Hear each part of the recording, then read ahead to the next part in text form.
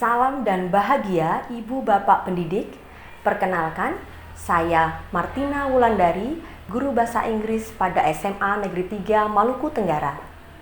Kali ini saya akan membagikan praktik baik perbaikan pembelajaran berbasis teknologi pada materi deskriptif dengan topik Grid Athlete pada fase E. Praktik pembelajaran ini merangsang peserta didik untuk meningkatkan kreativitas dalam menggunakan teknologi. Peserta didik tidak hanya menjadi pengguna teknologi, namun juga sebagai kreator dalam menghasilkan teknologi. Selamat menyaksikan. Saya pernah menghadapi situasi di mana peserta didik kurang fokus dengan materi. Meskipun saya sudah menerapkan teknologi, mereka justru menggunakan HP untuk bermain game saat mereka harus melakukan penelusuran terhadap suatu kasus pada materi yang sedang berlangsung. Ya, cukup menantang. Kira-kira mengapa sampai peserta didik kurang fokus ya? Apakah strategi saya kurang diminati oleh mereka? Padahal saya sudah menggunakan teknologi dalam pembelajaran. Sebagai pendidik, saya tertantang untuk meningkatkan motivasi belajar peserta didik. Saya tertantang untuk menciptakan pembelajaran yang lebih berkualitas, mengarahkan mereka untuk lebih banyak berkreasi dalam teknologi, menjadi kreator dan bukan hanya sekedar pengguna. Kayaknya saya mencoba mencari referensi terkait masalah ini. Oh, pantas. Di sini menyebutkan bahwa pengguna game setiap harinya menghabiskan waktu lebih dari 4 jam dan hanya sebagai pengguna untuk kesenangan. Wah. Berarti daya kreativitas mereka melemah kalau seperti ini. Nah, saya juga perlu mencari ide praktik pada PMM untuk mendapatkan perbaikan pembelajaran. Ya, tepat sekali. Mereka hanya menggunakan game, namun tidak berpikir untuk menciptakan. Kenapa tidak saya menerapkan pembelajaran yang mendorong peserta didik untuk berkreasi? Ya, berkreasi dengan membuat game sendiri. Pada materi Grid Athlete ini, mereka akan saya arahkan untuk melakukan penjelajahan terhadap profil atlet idola mereka dan membuat game edukasi. Ya, tepat sekali.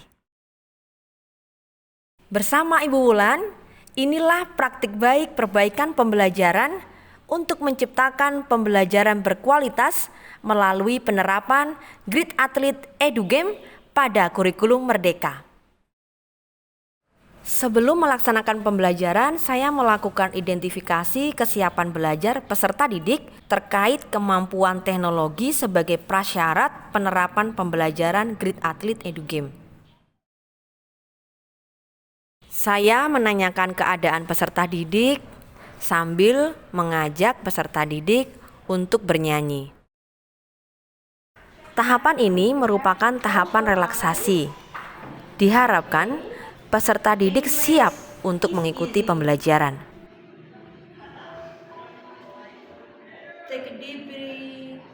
Selanjutnya, menyampaikan tujuan pembelajaran serta memberikan kesempatan kepada peserta didik untuk membuat kesepakatan belajar.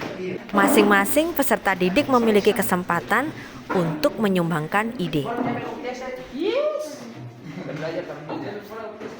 Mengarahkan peserta didik untuk lebih mengenal atlet-atlet terkenal dan menampilkan salah satu contoh edugame terkait atlet.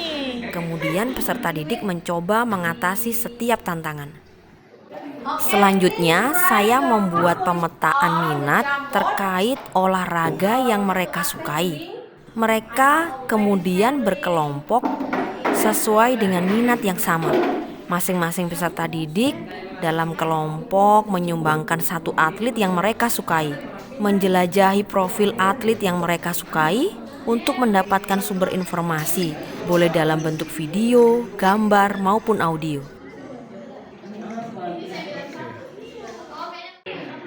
Kemudian, mereka merancang game sesuai dengan data yang mereka peroleh terkait atlet idola mereka. Ya, setelah kalian menjelajahi profil dari atlet idola kalian, mempresentasikan hasil produk Grid Athlete Edu Game yang telah berhasil mereka produksi. Membuat game berdasarkan dari hasil penjelajahan kalian.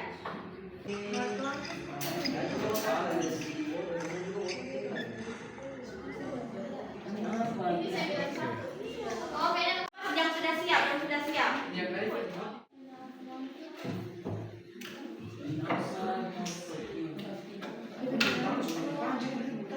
Okay, very good. So you have to write the title here. Okay, so yeah, whatever do you want to write there. So you have to choose. Okay. Do you understand so far? Saya dapat merefleksikan bahwa strategi penerapan Grid Athlete Edu Game mampu menciptakan pembelajaran berkualitas yang mengarahkan peserta didik untuk berkreasi berdasarkan minat dan kebutuhan mereka dalam implementasi kurikulum merdeka. Semoga dapat menginspirasi. We have to play the audio in order to fill in the blanks. So, for example, Cristiano Ronaldo dos Santos Aveiro. Cristiano Ronaldo was born on February 5, 1985 in Funchal, Madeira, Portugal, into a very poor family. He is a very famous Portuguese football. Okay guys, are you happy for this material? Yes. Do you have any difficult? You have to know that game. Tahapan akhir dari pembelajaran ini ialah refleksi. You can produce for. Ternyata peserta didik tertarik dan lebih fokus. Meskipun ada tantangan yang harus mereka lewati, namun akhirnya mereka berhasil memproduksi game dan tidak hanya sekedar memakai. Please do it.